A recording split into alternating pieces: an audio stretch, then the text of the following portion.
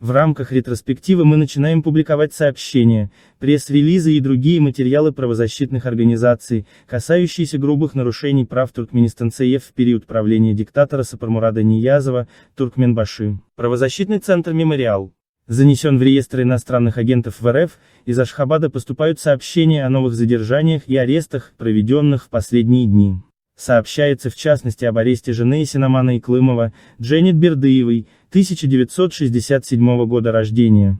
Ранее ПЦ «Мемориал» сообщал, что власти запретили Дженет Иклымовой и двум ее детям выехать за рубеж. Согласно поступающим сообщениям, муж Дженет Бердыевой Синаман и его брат Айли подвергаются жестоким пыткам в СИЗО Министерства национальной безопасности Туркменистана. Оба брата находятся в тяжелом состоянии. Подробности предъявленного обвинения пока неизвестны, однако Синаман, помимо прочего, обвиняется в незаконном хранении антикварного холодного оружия.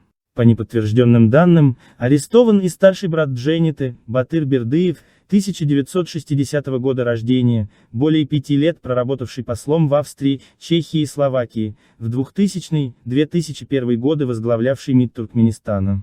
Батыр Бердыев был отправлен в отставку в июле 2001 году.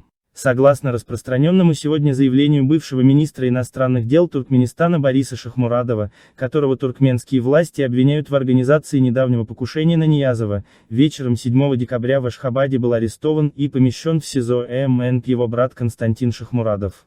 Жене Константина, которая пришла передать ему лекарства, следователи порекомендовали искать адвоката. В заявлении Бориса Шахмурадова отмечается, что никто из его родственников не имеет отношения к оппозиционной деятельности.